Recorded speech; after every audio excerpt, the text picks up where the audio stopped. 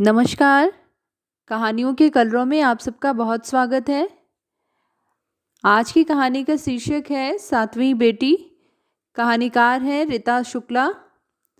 कहानी शुरू करने से पहले मेरा आप सबसे विनम्र निवेदन है, यदि मेरे द्वारा सुनाई गई कहानियाँ आप सबको पसंद आती हों तो कृपया मेरे चैनल को सब्सक्राइब करें और अपने मित्रों में भी साझा करें। तो चलिए शुरू करते हैं। अक्सर मुझसे लोग यह पूछा करते हैं, आप कहाँ की रहने वाली हैं?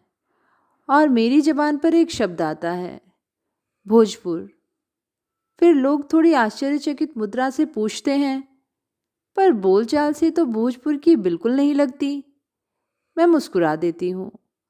वर्षों से हिंदी पढ़ते पढ़ाते लिखते बोलते उसकी शुद्धता के एहतियात का ऐसा अभ्यास हो गया है कि भोजपुरी का हल्का सा परिचय भी मेरी आवाज़ में उभर नहीं पाता। मध्य प्रदेश से व्यवसाय के लिए आए जोशी परिवार ने इस आदिवासी इलाके में 5 वर्षों से लगातार अपनी मैत्री का सिलसिला मेरे साथ बांध रखा है। मिसेस जोशी हर रविवार की शाम मेरे लॉन में बैठकर बिताती हैं और कटी छटी मखमली धूप पर उछलते मेरे पालतू खरगोशों को मोहित सी देखती हैं। वे प्रायः बातचीत का सिरा एक हल्के विनोदी लहजे में उठाया करती हैं। तुम हर रविवार को अपने परिवार की पूरी व्यवस्था बदल डालती हो। मैं जब आती हूँ कुछ न कुछ नयापन मुझे मिलता ही है। वासवी, तुम कहीं से भी मुझे भोजपुर की नहीं लगती।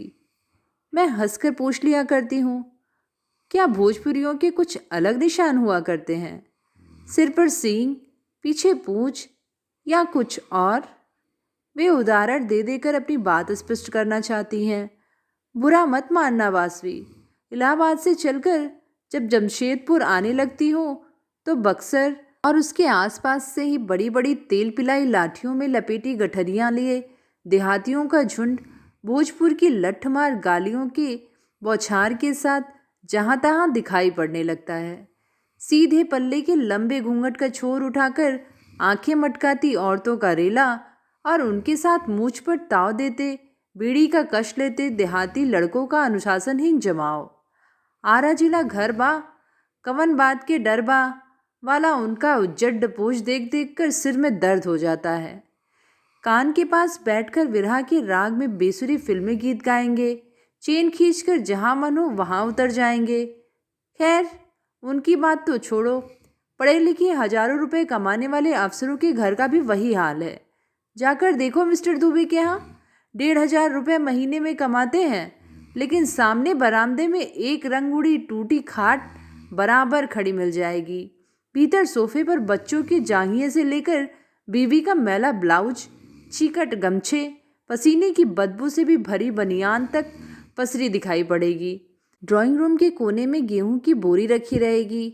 और तो और भर भर कर चुटकी सिंदूर तेल सली मांग में उड़ेल कर मैला आंचल ओढ़े मिसेस दुबे तुमसे बात करते समय भी सूप चलने का मोह नहीं छोड़ पाएंगी। इसीलिए तो कहती हूँ कि तुम्हारा यह सलीका या सुरुचि बोध मुझे भ्रम में डालता है। क्या तुम सचमुच भोजपुर की हो? मैं परिहास में बात टाल देती। चलिए, यही मान लीजिए कि मैं आपके मध्य प्रदेश की ही हूँ। अब तो हुआ। लेकिन मेरा परिहास मिसेस जोशी की आशंका को संतुष्ट नहीं कर पाता। कौन कहता है कि मैं भोजपुर की नहीं हूँ? वहाँ का एक एक संस्कार मेरे अवचेतन में कस्तूरी बनकर रचा बसा हुआ है। मिसेस जोशी के प्रशंसात्मक वाक्य एकांत में कनगोजर के हजारों पैरों की तरह मेरे कानों में सुरसुराने लगते हैं। क्यों भोजपुरियों के लिए इतनी अवमानना उनके भीतर भरी है?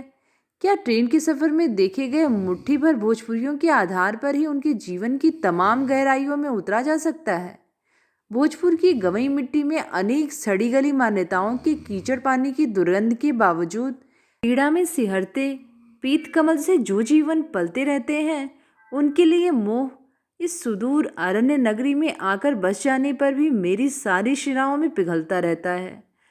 लॉन की कटी छटी धूप और एब्स्ट्रैक्ट आर्ट की छपाई के पर्दे मेरे व्यक्तिगत सौंदर्यबोध अथवा शहरी संस्कार की गवाही भले ही दे रहे हों, पर माँ के गर्भ में पाए संस्कार, बचपन में सुनी गांव की कहानियाँ और जीवन में केवल एक बार उस टूटी हुई जिंदगी का प्रत्यक्ष साक्षी मन घूम फिर कर उसी दर्द को बार बार दोहराता है।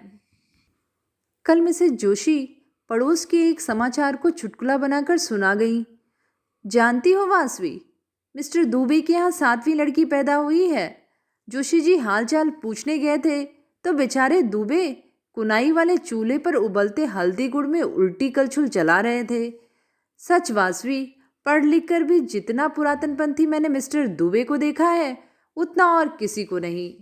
देखना, इनके 12 लड़कियां होंगी और लड़का एक भी नहीं। वे अपनी भविष्यवाणी पर एक संतुष्टि भरी हंसी हंसती चली गईं। मुझे हंसी नहीं आई। 12 लड़कियों की यह बात मेरी उंगली पकड़कर मुझे 12 साल पीछे खींच ले गए। माँ कहानी सुनाओ। कौन सी कहानी वसूली? वही, अपने ब्याह वाली। अच्छा सुन। 5 साल के हम थे, 10 साल के तेरे बाबूजी, बीच में था आम का बगीचा और दोनों ओर 2 गांव। तेरे आजा हमारे गांव के स्कूल में पढ़ाते थे। स्कूल से ही सटा हमारा घर था। छुट्टी की घंटी सुनते ही सारे लड़के अपनी स्लेट किताबों की झोलियां उठाकर घर की ओर भागते और तेरे आजा हमारी दालान पर चढ़कर हाँक लगाते, लक्ष्मी, एक लोटा पानी दे दो बिटिया। हम छोटी सी भगई के ऊपर गांती बांधे लोटे के बोझ से लड़खड़ाती उनके पास चली आती। ऐसे ही साल भर साल बीतते गए। एक दिन माँ ने हमें चरगज्जी पीली साड़ी पहनाई और माथे पे आंचल डालकर उनका छोर कमर में मजबूती से खोसते हुए कहा, जाकर गोड़ लाग लेना, आज से ये तुम्हारे ससुर हुए। हमारी कपकपाती हथेलियों से लोटा फिसलकर नीचे जा गिरा। फूल की तस्तरी में रखा बताशा छितरा गया।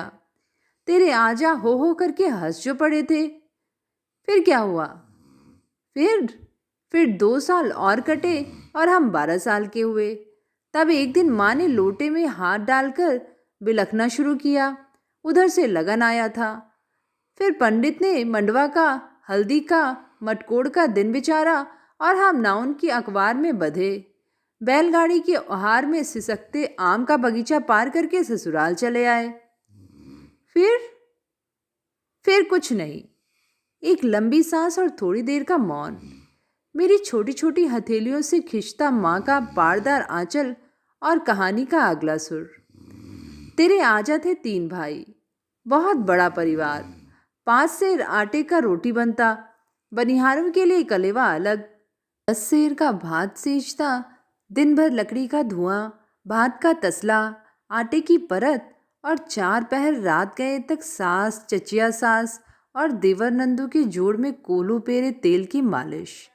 वे दिन भी बीतते। तब सास सरक जा चुकी थी। ससुर ने बंटवारे के बाद शहर में छोटा सा मकान बनवा लिया। फिर तेरे बाबूजी की नौकरी लगी और हम गांव छोड़कर पटना चले आए। कहानी खत्म। माँ की आंखों में नींद क्यों नहीं है? घनी बसवारी, बड़े बड़े आम के पेड़ों से घिरा हुआ छोटा सा गांव, बुरसी की कुरेदी गई चिनगारियों सा बार बार मेरे भीतर सुलगा जा रहा है। माँ की कहानियों का झूमता महकता गांव अनदेखा होते हुए भी मेरे लिए बहुत करीब था। अब भी कच्चे घर के पिछवाड़े रात रात भर महुआ टपकता होगा, टप टप टप। ठाकुरबाड़ी में हर श्रृंगार के फूलों का एक मोटा गलीचा बिछे जा रहा होगा। 4 भैंसों और एक चितकबरी गैया के मीठे दूध को औटाकर उसकी मलाई निकाली जाती होगी। बीजू आम के बोरे आंगन में उलट दिए जाते होंगे और रस की एक एक परत मोटे कपड़े पर फैलती अमावट के खटमिठे स्वाद में बदलती जाती होगी। खेतों की मेड़ पर बैठकर कच्ची उम्र की किशोरियां अचार के बड़े बड़े टुकड़ों के साथ चने का साग खोट खोट कर खाती होंगी। मेरी जीभ पर उतरते हरे चने का रस भरा स्वाद मेरी बाल कल्पना को अधूरी छोड़कर प्रायः गांव की धूल भरी पगडंडियों की सोंधी महक में डूबने के लिए तड़प उठता। होश संभालने के बाद पटने से गांव जाने का पहला संयोग मिल गया। मैट्रिक के पर्चे पूरे करने के बाद मजले आजा के बेटे अपने किसी काम से पटना आए थे और मैं उनके साथ लग गई थी। माँ ने बताया था वहाँ तेरे आजा हैं, दोनों के 2 बेटे, एक ये रामशंकर काका और दूसरे बिसेसर काका, जिनकी 7 बेटियां ही हैं। सब तेरी बहनें लगेंगी। बस हमें एक पक्के कुएं के पास उतारकर चल दी। हम पैदल चलने लगे। आगे आगे रमाशंकर काका और पीछे मैं। मेरे मन की धुंधलाहट बढ़ती जा रही थी।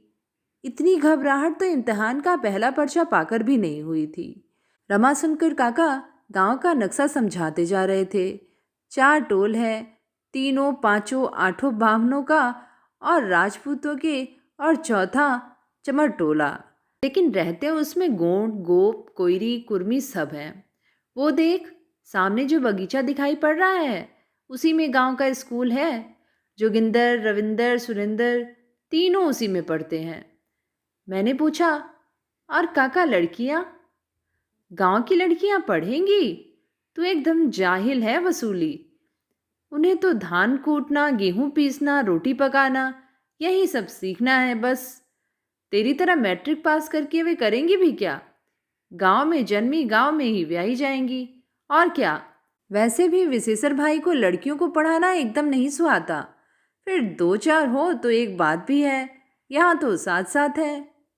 मैं सहम कर रह गई। पता नहीं गांव में मेरी पढ़ाई को लेकर क्या धारणा बने। बैलों के पीछे पीछे दूर तक चले आ रहे एक बुजुर्ग को देखकर काका ने कहा, ये बाबूजी हैं, तेरे मजले आजा। मार्किन की लंबी गंजी और धूल के रंग की धोती से छलकती दुबली पतली काठी। मेरे निबंध की किताब में भारतीय किसान का जो हुलिया दिया गया है, ठीक वही। मुझे देखकर वे ठमक गए। ई कौन है रे रमाशंकर? बड़कू की पोती है क्या? कैसे कैसे गांव आने का मन हुआ बिटिया? मेरे पैर छूने के पहले ही उन्होंने मुझे उठा लिया। ना ना, लक्ष्मी से पैर नहीं छुआते, जा घर जा, हम शाम तक लौटेंगे। माँ ने ठीक ही बताया था। घनी बसवारी, बीच से रास्ता बना हुआ, दोनों ओर से हरे कच्चे बांस लचक लचक कर पास बुला रहे थे। काका ने कहा, छूना नहीं वसूली, बांस की कड़ी पत्तियों से हाथ छिल जाएंगे। काका, कितने बड़े बड़े आम! मैं बगीचे में आकर उछल पड़ी थी। शाम को बिमली, शमली, बिंदा, सुरसती के साथ आना, लेकिन पेड़ पर बंदर रहते हैं, डाल हिलाएगी तो खुखियाते हुए लपक पड़ेंगे।